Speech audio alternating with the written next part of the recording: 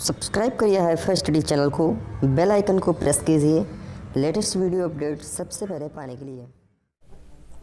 Hello friends, welcome back HiFi Study changing the way of education. दोस्तों, आज की class में हम लोग मॉक टेस्ट नंबर 34 डिस्कस करने वाले हैं, ठीक है ना। तो इससे पहले मैंने काफ़ी सारे मॉक टेस्ट आपको करा दिए हैं, लगभग में सारी तैयारी आपके कंप्लीट है। बस आपको एग्ज़ाम डेट पर जाना है और अच्छे से पेपर देना है। सारे क्वेश्चन आपके बन जाएंगे, इस चीज़ से आप बिल्कुल निश्चिंत रहो, ठीक है ना। हमने क्वेश्चन इस तरफ लिख दिए हैं, 7 क्वेश्चन है, ताकि आपको क्वेश्चन साथ में पढ़ते रहो, क्वेश्चन लगाते रहो, तो आपको स्टेप बाय स्टेप चीज़ें समझ में आए और टाइम भी थोड़ा सा आपका बच पाए, है ना। तो वीडियो को आप जब पसंद आएगी लाइक कर देना, शेयर कर सकते हो, सब्सक्राइब कर लीजिए। चलिए फिर शुरुआत करते हैं पहले क्वेश्चन से। क्वेश्चन नंबर 1 कह रहा है 1.2, 3.5 और 14 का चतुर्थानुपाती आपको बताना है, चतुर्थानुपाती। तो देखो, बिल्कुल सिंपल सा क्वेश्चन है। इस प्रश्न को हम कैसे लगाएंगे आपको पता है कि जैसे हमने लिखा कि A अनुपाते B और समान अनुपाते मैंने लिख दिया C अनुपाते D, ऐसे मैंने लिख दिया। तो जो पहले स्थान पर होती है इसको बोलते हैं हम प्रथमानुपात, है ना। जो दूसरे स्थान पर होता है इसको बोलते हैं हम द्वितीयानुपात, और जो तीसरे स्थान पर होता है इसको बोलते हैं हम तृतीयानुपात, और जो चौथे स्थान पर आ जाता है इसको क्या बोलते हैं हम, चतुर्थानुपात बोलते हैं। तो ये सभी को पता होगा, चतुर्थानुपात बोलते हैं, है ना। अब मेरी बात को समझने की कोशिश करना। आपको कौन सा अनुपात बताना, चतुर्थानुपात, मतलब कि इस नंबर वाली संख्या आपको पूछे है, यही आपसे पूछे है। तो बस मेरे भाई इस क्वेश्चन को इस फॉर्म में लिखो तो आपका हो जाएगा 1.2 रेशियो कितना हो जाएगा भाई 3.5, ये हो गया 3.5, और ये हो गया आपका कितना, समानुपात। समानुपात कितना हो गया 14, और उसके बाद आपको यहाँ वाली संख्या बताना है, मतलब x। अब अगर इस तरीके से नहीं लगा पा रहे हो तो कोई दिक्कत नहीं, चाहे तो आप आउटर का गुणा और इनर का गुणा करके लगा दो, या फिर आप इसको 1.2 डिवाइडेड बाई 3.5 कह सकते हो, क्योंकि हमारा अनुपात क्या होता है, बटे के फॉर्म में ही होता है। समानुपात को हम बराबर का चिन्ह और 14 बटे कितना हो जाएगा, x हो जाएगा। कोई दिक्कत नहीं सर, ये पॉइंट से पॉइंट क्या हो गया, ख़त्म हो गया, ठीक है ना। अब यहाँ पर क्या करेंगे, यहाँ पर हम काट सकते हैं, यहाँ से काटेंगे तो 2 सत्ती 14 और 2 छंग कितना हो गया, 12 हो गया। अब देखो, अब क्रॉस मल्टीप्लाई कराएंगे तो ये इधर आ जाएगा 6x बराबर इधर चला जाएगा 35 इंटू के 7 हो जाएगा, कोई दिक्कत नहीं ना। अब क्या करेंगे, x इज इक्वल टू कितना हो जाएगा, 7 पंजे 35 के 5 3, 7 एक 21, 22 23 और 24 हो गया। ये हो गया 245, 6 आ गया तो इधर किस में आ गया भाई, बटे में। इसको जब डिवाइड करेंगे तो 6 चौके के 24, ये दशमलव, तो 5 में 0, तो 6 अठे कितना हो गया, 48 हो गया, 6 अठे 48 हो गया भाई। 6 चौके के 24, 4 5 कटेगा ना, 0 दशमलव लगा के 5 में 0 बढ़ाएंगे तो 50 हो गया, 6 अठे 48, 2 बच गया, और 2 बच गया 2 में 0 बढ़ाएंगे तो 6 तियाँ 18, यानी आगे कटने वाला नहीं है, तो 40.83 क्या आएगा, आपके प्रश्न का जवाब आएगा। ये आपके क्वेश्चन का जवाब है। 14:83 will be the correct answer in this question. बोलो, बात क्लियर है कि नहीं क्लियर है। आउटर का गुणा कराते तो 3.5 इंटू 14 भागे 1.2 करते तो भी आपका आंसर उतना ही आता, और इस तरीके से किए हो तो भी आपका आंसर इतना ही आएगा। चीज़ें क्लियर, डन हो गया ना पहला क्वेश्चन। चलो नेक्स्ट, आज की क्लास का सबसे टफ क्वेश्चन मैंने रखा है, क्वेश्चन नंबर 2। और ये क्वेश्चन आप में से ही किसी विद्यार्थी ने हमसे पूछा है कि सर इस क्वेश्चन को हम लोगरिथम में कैसे लगाएंगे। क्वेश्चन नंबर 2 आपके लोगरिथम का क्वेश्चन है, लेकिन इसके चांस 90% है कि इस तरीके क्वेश्चन लोगरिथम में बिल्कुल भी नहीं आएगा। लेकिन फिर भी आपने पूछा है तो हमारा कर्तव्य बनता है आपको हर एक क्वेश्चन कराना, ठीक है ना। तो आप देखो इस क्वेश्चन को कैसे लगाओगे, कोई दिक्कत नहीं है। हमने यहाँ पर log 6 की वैल्यू पहले से लिख रखी है 0.7781, बाकी सारी चीज़ें आप वैल्यू रखकर सॉल्व कर पाओगे। ज़रा देखो यहाँ पर कैसे हम इस प्रश्न को लगाएंगे। देखो भाई, अगर मैं क्वेश्चन नंबर 2 की बात करता हूँ, प्रश्न संख्या 2 की बात करता हूँ, तो क्वेश्चन कह रहा एक समबाहु त्रिभुज। समबाहु त्रिभुज कैसा त्रिभुज, जिसकी सारी भुजाएं बराबर होती हैं। अगर इसकी सारी भुजाएं बराबर हैं तो हम कह सकते हैं कुछ इस प्रकार त्रिभुज बना होगा। बना होगा कि नहीं। इसका नाम अगर मैं रह दूं तो ए बी और सी ये इसका नाम हो गया। यहाँ पर कहा गया कि इसकी एक साइड कितनी है 6 सेंटीमीटर, मतलब 6 सेंटीमीटर यह भी है, 6 सेंटीमीटर यह भी है और 6 सेंटीमीटर यह भी है। और आपसे कहा गया कि इसमें त्रिभुज का क्षेत्रफल बताना है। मेरी बातों को समझना, ये कैसा त्रिभुज है, समबाहु, और समबाहु त्रिभुज का क्षेत्रफल क्या होता है, समबाहु त्रिभुज का एरिया होता है √3/4 इंटू के भुजा स्क्वायर। ये होता है समबाहु त्रिभुज का फार्मूला। अब देखो जरा, अब यहाँ से क्या हो जाएगा, ये √3/4 हो जाएगा इंटू ए मतलब भुजा, भुजा कितनी 6, तो ये 6 का हो जाएगा स्क्वायर, ये 6 का क्या हो जाएगा स्क्वायर हो जाएगा। आपको बताना है कि log 6 की वैल्यू दिया गया है, तो जाहिर सी बात है इसको log से सॉल्व करोगे तो आप यहाँ पर क्या करोगे, log लेने पर आप एक लाइन मेंशन करोगे कि log लेने पर, अगर आप log ले लोगे तो ये क्या हो जाएगा, ये हो जाएगा log √3/4 और इंटू के 6 हो जाएगा, 6 की पावर 2। बोलो इतनी बात क्लियर है कि नहीं क्लियर, क्लियर ना।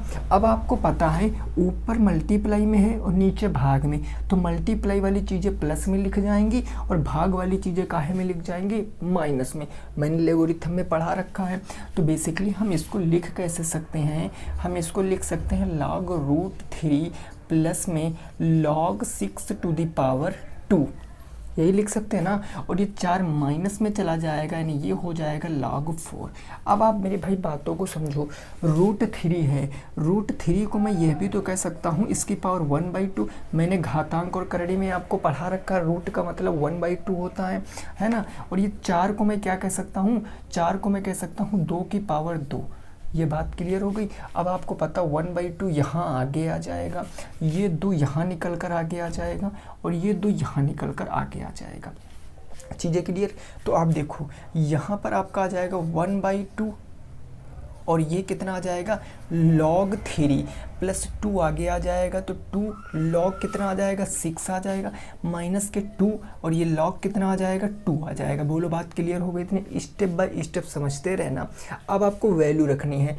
log 2 की वैल्यू कितनी होती है सभी को पता है, कितनी होती है 0.3010। ये log 2 की वैल्यू होती। log 6 की वैल्यू दिया है आपको कितना, तो दिया दशमलव कितना दिया भैया 7781, यानी पॉइंट के 7781, ये log 6 की वैल्यू दिया। log 3 की वैल्यू कितनी होती है, तो log 3 की वैल्यू होती है 0.4771, ये होती है log 3 की वैल्यू। तो देखो log 3 का मान यहाँ रखा, log 6 का मान यहाँ रखा, log 2 का मान यहाँ रखा। अब हमको सॉल्व करना है। इसको हम 2 से काट सकते हैं, काटेंगे तो 2 दूनी कितना हो जाएगा 4, 2 3 6 हो जाएगा। यहाँ कितना बचा 1 17 हो गया, 2 8 16 हो गया, 1 बचा 11 हो गया, 2 5 10। आगे हम सॉल्व थोड़ी नहीं करेंगे क्योंकि हमें पता है एग्जैक्ट मान थोड़ी नहीं आएगा भैया, आएगा तो पॉइंट में ही, तो पॉइंट से हम इस चीज़ों को हल करेंगे। प्लस अब यहाँ करेंगे गुणा, तो 2 1 कम 2, 2 8 16 का 6 1, 2 7 14 1 15 हासिल 1 आ गया, 2 7 14 1 15, 0.4 अंक पहले लगा था तो 4 अंक पहले, 1.5562 आ गया आपका। माइनस के यहाँ कराएंगे तो पॉइंट के 30 दूना 60, 10 दूना 20, 60 कितना आ गया 60 20 आ गया, ये माइनस में है। अब प्लस वालों को पहले ऐड कर लो, उसके बाद सब्ट्रैक्ट कर दो। जब यहाँ पर ऐड करेंगे तो 5 2 7, 8 6 14 के 4 1 आ गया और 5 3 8 1 9 हो गया मेरे भाई, और 5 2 7 हो गया, ये 1.7947 माइनस के 0.6020। जब इसको आप घटाओगे तो 7 में से 0 जाएगा तो 7 ही बच जाएगा, 4 में से 2 जाएगा तो 2 ही बच जाएगा, 9 में से 0 जाएगा तो 9 बच गया, यहाँ पर 7 में से 6 जाएगा तो 1 बच गया और ये 1 इधर बच गया। 1.1927 आपका सही जवाब हो जाएगा, 1.1927 आपका सही जवाब हो जाएगा। और अगर क्वेश्चन में मान लिया कि यह आंसर नहीं दिया तो आपकी एक और सारणी होती है जिसको हम बोलते हैं एंटी लॉग, जिसको क्या बोलते हैं एंटी लॉग। तो इसका फिर वैल्यू आपको याद करना पड़ेगा, इसमें कोई दो राय नहीं। बहरहाल अगर मैं बताऊं तो इतना ही आंसर आपका बिल्कुल करेक्ट है। बोलो बात क्लियर, समझ गए हो कि नहीं समझ गए हो? बस मेन इंपॉर्टेंट है तो फार्मूला में रखो, रूल फॉलो करो लॉग के और आंसर ले लो।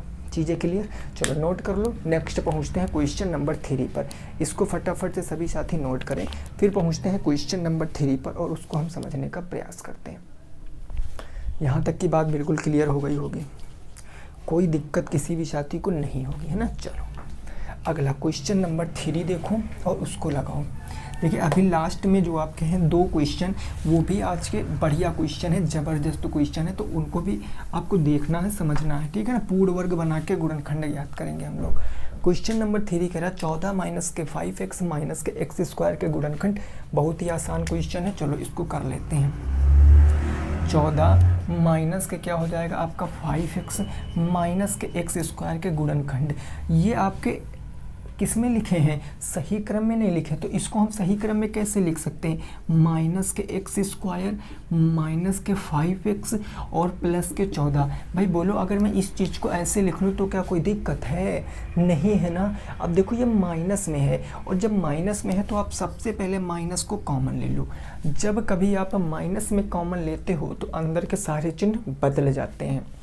ये बचेगा एक्स स्क्वायर, माइनस में था तो प्लस में, ये माइनस में था तो प्लस में आ जाएगा 5x, 14 प्लस में था तो माइनस के हो जाएगा 14। बोलो बात क्लियर? कहोगे जी सर। अब यहाँ पर आप लगाओ भाई 14 एकम 14 को 5 के रूप में तोड़ना है, 7 दूनी 14, यानी हो जाएगा एक्स स्क्वायर प्लस के 7x माइनस के 2x माइनस के 14। बात क्लियर हो गई?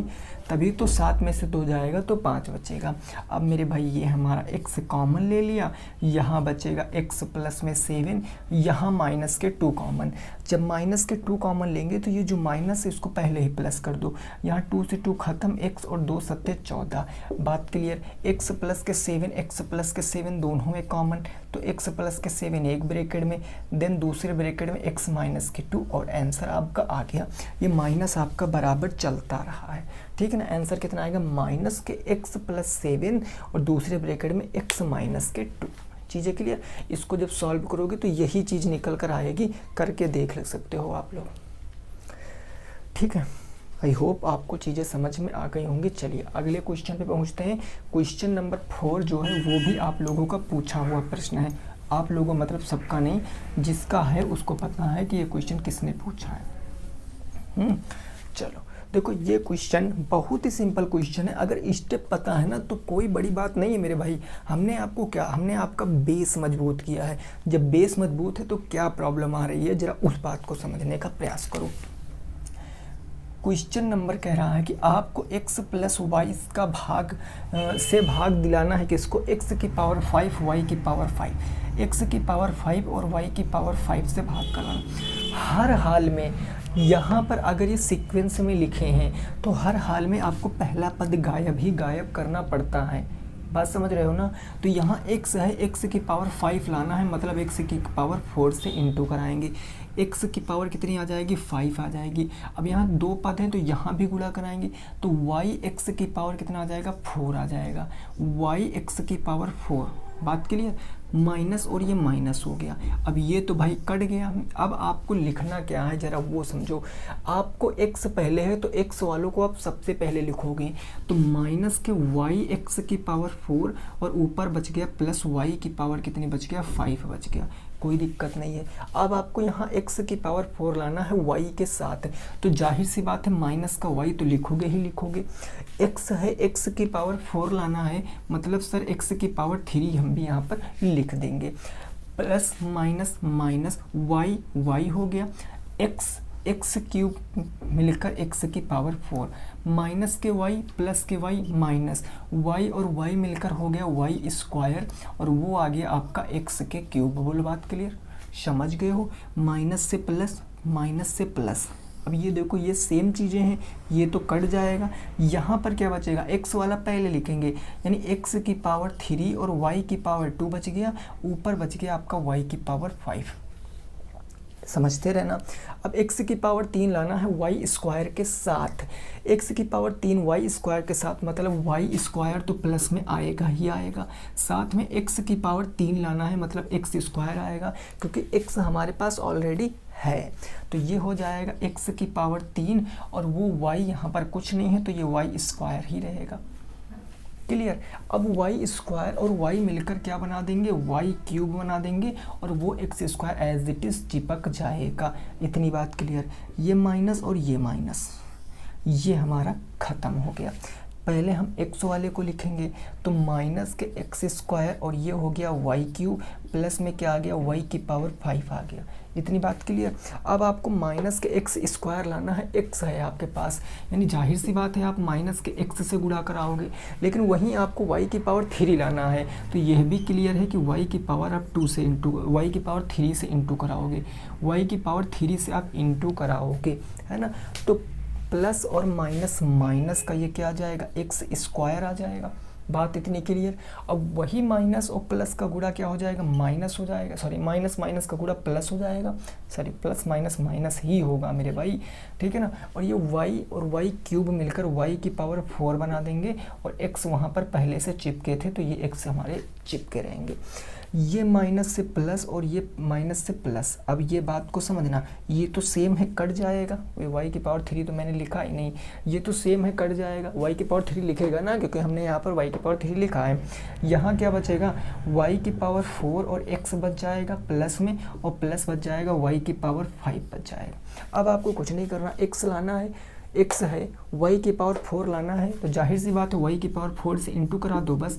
तो y की पावर 4 से इंटू कराओगे तो यहाँ x y की पावर 4 आ जाएगा, यानी y की पावर 4 x हो जाएगा, और y की पावर 4 y मिलकर y की पावर क्या बना देंगे, 5 बना देंगे।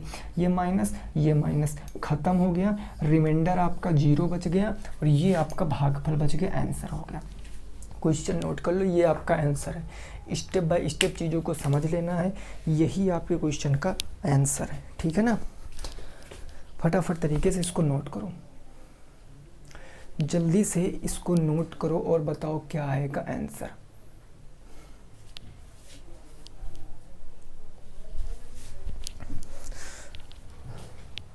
चलिए, सही है ना, करेक्ट एकदम। चलो देखिए, आपको यहाँ दिख नहीं रहा होगा तो आप इस तरफ लिख लेना, मैं इस तरफ लिखे दे रहा हूँ। ये लास्ट स्टेप ऐसे है, y की पावर 4x और प्लस में है y की पावर कितना है भाई 5 है, तो ये y की पावर 4x हो गया प्लस y की पावर 5 आ गया, ख़त्म हो गया। ये लास्ट स्टेप है, ये दिख नहीं रहा ना, ये स्टेप है। अब ऐसे स्क्रीनशॉट ले लो, ठीक। चलो आगे पहुँचते हैं, प्रश्न संख्या नेक्स्ट कौन सी प्रश्न है उसको जरा समझते हैं। प्रश्न संख्या 5 कह रहा, प्रथम 10 अभाज्य संख्याओं का मध्यमान आपको बताना है, प्रथम 10 अभाज्य संख्याओं का। तो प्रथम 10 अभाज्य संख्याएं जरा हमें बताओ कौन सी होगी। अभाज्य संख्याएं मतलब प्राइम नंबर वे नंबर होते हैं जो केवल खुद से कटते हैं या एक से कटते हैं। तो पहला प्राइम नंबर 2, और ये बहुत बार पूछा गया आपके पेपर में कि 2 क्या है, 2 सबसे छोटी क्या है, सबसे छोटी एक आपकी अभाज्य संख्या।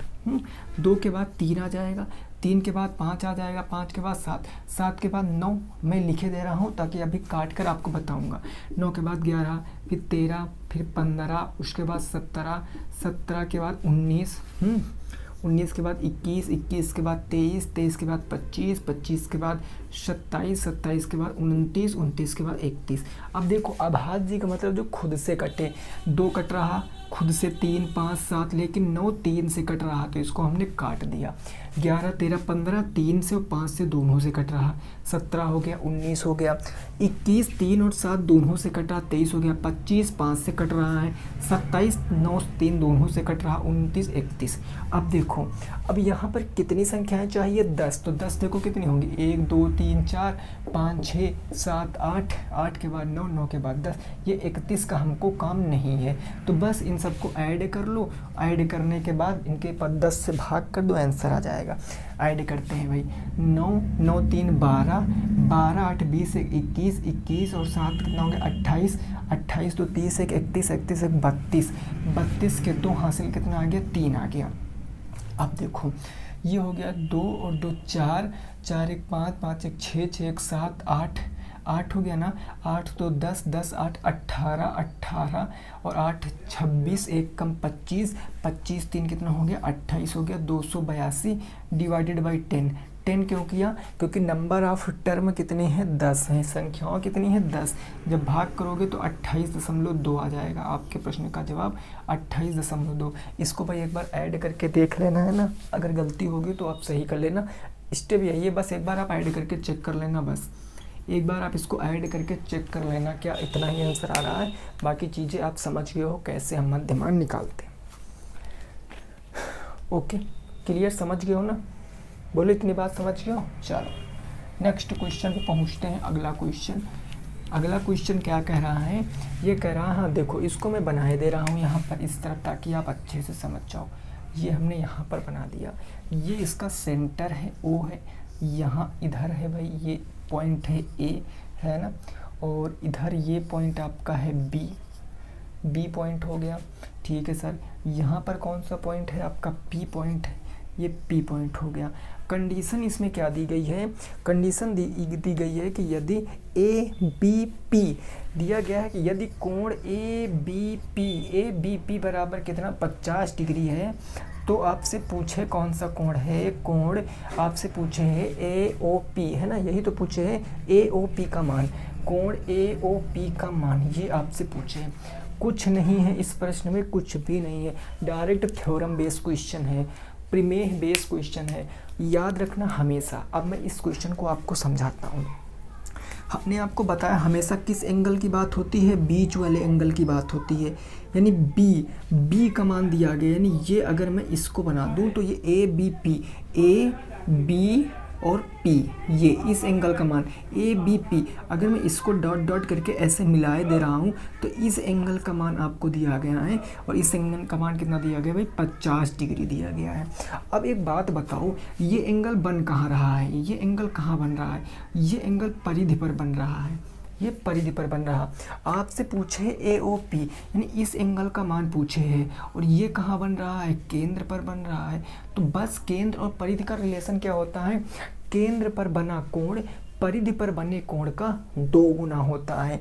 अगर परिधि पर बना कोण 50 डिग्री है तो केंद्र पर बना कोण इसके डबल हो जाएगा, 100 डिग्री हो जाएगा। बस केवल क्वेश्चन में नीचे डायग्राम बना दिया, अभी इसको मैं घुमा के ऐसे बना देता तो आप क्वेश्चन तुरंत लगा लेते, लेकिन बस भ्रमित करना ही आपका काम, ये आपका ही बुक का क्वेश्चन है। अगर मैं कह दूं कि जो एंगल AOP होगा, एंगल AOP ये किसके बराबर होगा? ये होगा एंगल ABP के 2 टाइम्स के बराबर होगा, एंगल ABP के 2 टाइम्स के बराबर। बस इसकी वैल्यू है 50 × के 2, यानी मैं कह सकता हूँ 100 डिग्री लो। अब यही क्वेश्चन कई लोग छोड़कर चले जाते हैं। बोलो कुछ क्वेश्चन है। एक थ्योरम हमेशा याद रखना कि परिधि पर जितना कोण बनता है, परिधि पर जितना कोण बनता है उसका डबल हमेशा सेंटर पर बनता है। और एक और थ्योरम होती है कि अगर चक्रीय चतुर्भुज मतलब सर्किल क्वाड्रिलेटर होता है एक आपका चक्रीय चतुर्भुज, चक्रीय चतुर्भुज जो होता है उसके आमने सामने के कोणों का सम 180 डिग्री होता है, इस पे भी क्वेश्चन बनता है। तो क्वेश्चन नंबर 6 का आंसर कितना आएगा? 100 डिग्री। ओके, चलो अगला क्वेश्चन नंबर हम बात करेंगे 6 की, और वो हो सकता है आपको थोड़ा सा कम दिख रहा हो तो मैं उसको इस तरफ बनाए दे रहा हूँ, इसको इस तरफ जरा समझो। ये आपका एक ऐसे दिया गया है सर्कल, यहाँ क्या है? BCA, ये है आपका पॉइंट A, ये है पॉइंट आपका B, और ये है पॉइंट आपका C। ऐसे मिलाया गया है क्या भाई इसको? हाँ ठीक है, ऐसे मिलाया गया। ये है ABC, उसके बाद सेंटर दिया गया है M, यहाँ पर सेंटर दिया गया M, ये M ऐसे दिया गया है ना। अब आपसे पूछे क्या है? आपको दिया गया एंगल BAC बराबर 25 डिग्री, एंगल BAC बराबर 25 है कि 50 है? 50 डिग्री। तो आपसे पूछे है इस एंगल, यहाँ पर Y लिखे है ना, Y तो लिखे, हाँ भाई Y पूछे, तो आपसे पूछे Y का मान क्या होगा? Y का मान क्या होगा? बस जो थ्योरम अभी लगाओ ना वही थ्योरम आपको लगाना है, वही थ्योरम आपको लगाना है। ज़रा एक बात हमें बताओ, मैं आपसे जो पूछने की कोशिश कर रहा हूँ वो बताना, मैं इसको थोड़ा सा पहले क्लीन कर दूँ ना ताकि आपको मैं समझा पाऊँ। ज़रा देखो, तब तक दिमाग लगाओ आप अपना कि क्या हो सकता है इसमें। देखो मैं जो समझाने की कोशिश कर रहा हूँ थोड़ा वो समझना। अगर मैं कह दूँ ये आपका सर्कल है, ये आपका सर्कल है, ये बीचों बीच में क्या होता है केंद्र, और केंद्र से परिधि तक की दूरी क्या होती है त्रिज्या होती है, यानी ये भी त्रिज्या होगी। और अगर मैं इधर भी ड्रा कर दूं तो ये भी त्रिज्या होगी, ये भी त्रिज्या होगी। अगर मैं इसका नाम m रखता हूँ, इसका a रखता हूँ, इसका b रखता हूँ, तो क्या ये a है ना, क्या am बराबर होगा ab के? क्या am बराबर होगा ab के? बिल्कुल होगा, क्योंकि त्रिज्याएं हमेशा इक्वल होती हैं। तो वी कैन से दैट कि am is equal to mb। Parallel नहीं होगा लेकिन इक्वल होगा, यानी am बराबर होगा किसके? mb के बराबर होगा, तो वही बराबर। और याद रखना, जब किसी त्रिभुज की दो संगत भुजाएं बराबर होती हैं, जब किसी त्रिभुज की दो संगत भुजाएं बराबर होती हैं तो उनके संगत कोण भी बराबर होते हैं। मान लिया यहाँ पर जीवा है तो ये त्रिभुज ऐसे बन गया, अब ये भुजा इस भुजा के बराबर है तो ये कोण भी इस कोण के बराबर होगा। सपोज दैट अगर ये थीटा है तो यह भी थीटा होगा, ऐसा थ्योरम कहती है। दो संगत भुजाओं से अगर किसी त्रिभुज की दो संगत भुजाएं बराबर हैं तो उनके संगत कोण भी बराबर होंगे। भाई इस भुजा के सामने ये कोण है, इस भुजा के सामने ये कोण, दोनों आपस में इक्वल है। ये अभी आप आगे पढ़ोगे, वैसे आप यहाँ पर डायरेक्ट ये भी लगा सकते हैं, त्रिज्याएं बराबर है तो कोण भी बराबर, यानी अगर ये y डिग्री है तो ये भी क्या हो जाएगा, y डिग्री हो जाएगा। अब आपको किस एंगल का मान दिया गया? BAC, ये a, भाई देखो a का मान दिया गया ना। अगर ये एंगल आपका 50 है, अगर ये एंगल आपका 50 है तो क्या एंगल BMC की वैल्यू निकाल सकते हो? एंगल BMC किसके बराबर होगा? भाई BMC सेंटर पे बन रहा ना, सेंटर पे, और सेंटर पे बना कोण, ये जो आपका एंगल BAC, एंगल BAC का क्या होगा? 2 टाइम्स होगा। यही तो अभी मैंने किया, एंगल पर बना कोण, सॉरी परिधि पर बना कोण केंद्र पर बने कोण का आधा होता है। तो यहाँ देखो BAC की वैल्यू कितनी है? 50 इंटू के 2, यानी कितना हो जाएगा? 100 डिग्री हो जाएगा।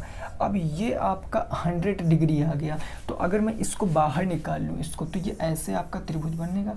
बाहर निकाल के समझा रहा हूँ ताकि इसमें थोड़ा सा ना खिचड़ी ना पके, आप समझ जाओ।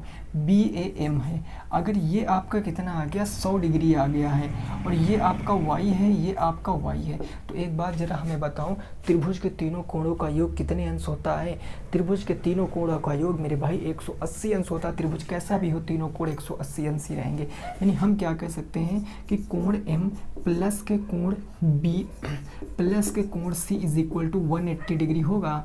M की वैल्यू 100 है, B की वैल्यू y है, C की वैल्यू भी y है, और ये किसके बराबर होगा? 180 डिग्री। 100 उधर जाएगा माइनस में, 2y बराबर के आपका कितना बच जाएगा? 80 डिग्री। 100 जाएगा सब्ट्रैक्ट हो जाएगा, तो y is equal to 80 divided by 2, यानी y is equal to 40 degree आपका राइट आंसर।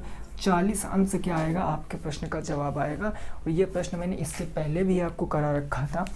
यही प्रश्न घूम फिर के आते हैं मेरे भाई, बस आप कंफ्यूज हो जाते हो पता नहीं कैसे, है ना। जल्दी से आप इस प्रश्न को नोट करो, फिर हम लास्ट के 2 प्रश्न देखेंगे। बेहद ही इम्पोर्टेंट प्रश्न है। क्या है? बेहद ही इम्पोर्टेंट प्रश्न है।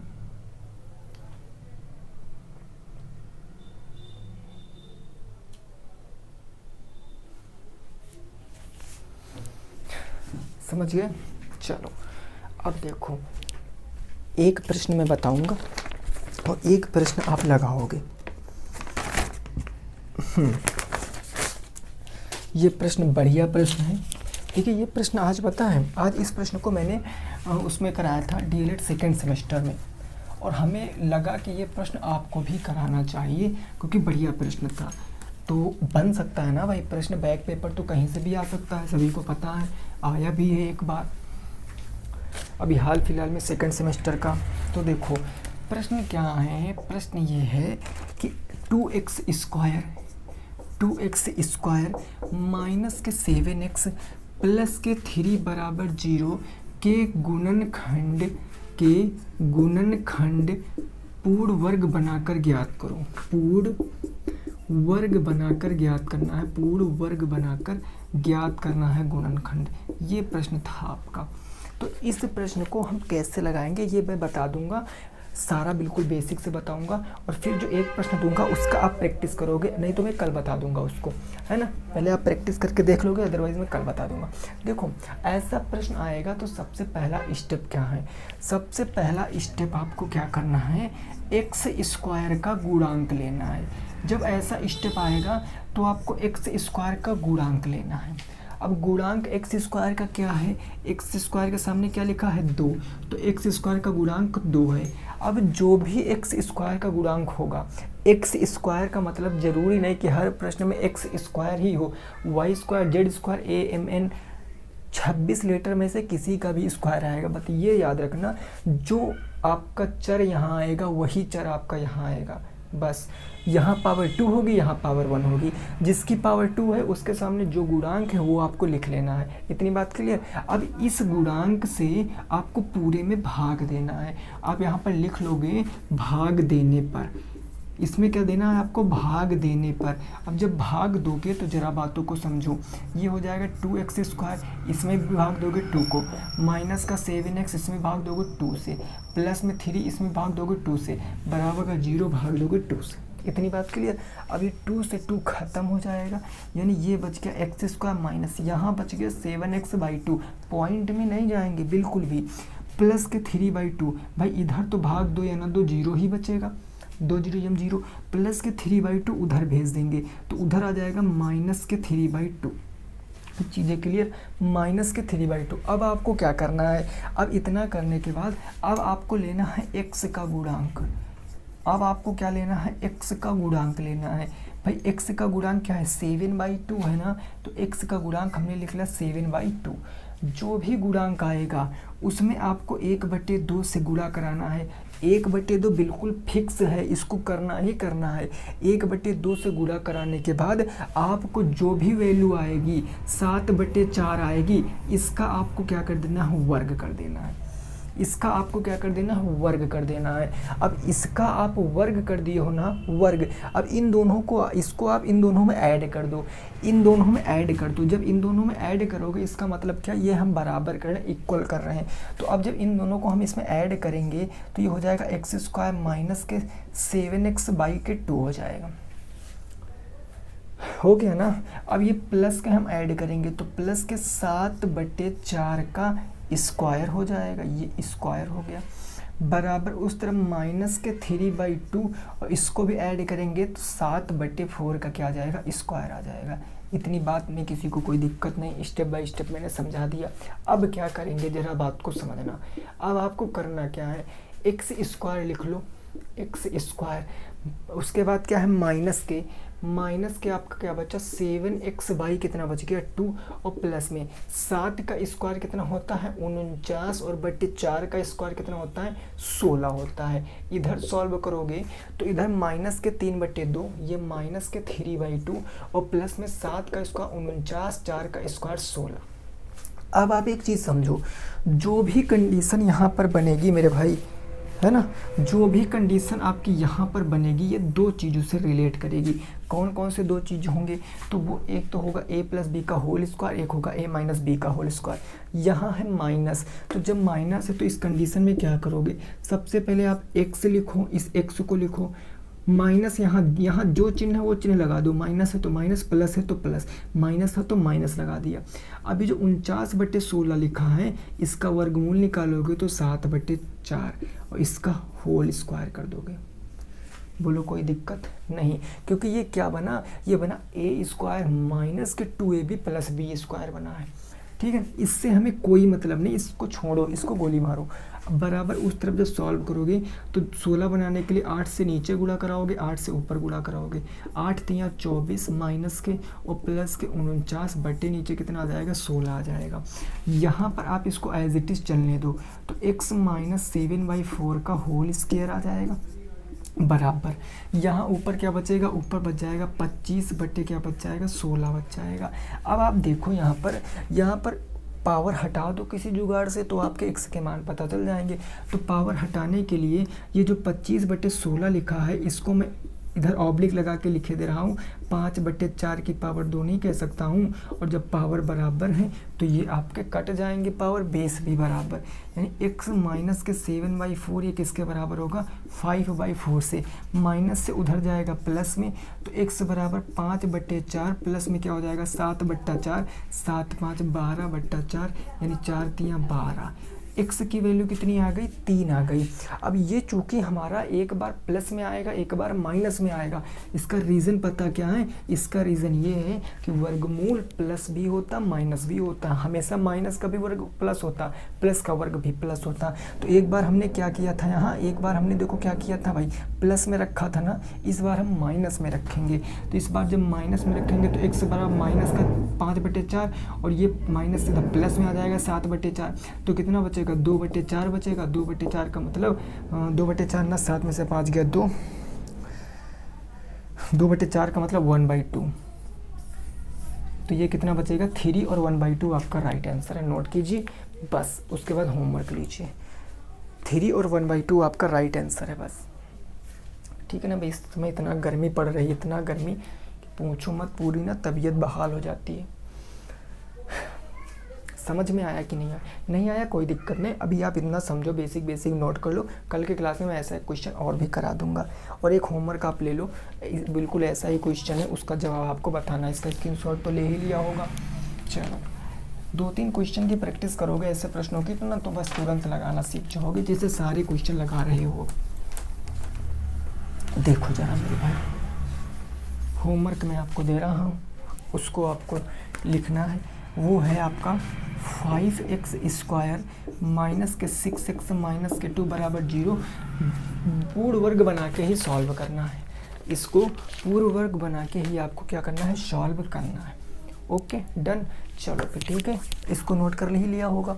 बाकी सभी साथी रखेंगे अपना ख्याल, मिलेंगे कल की क्लास में। जय हिंद, जय भारत और वंदे मातरम।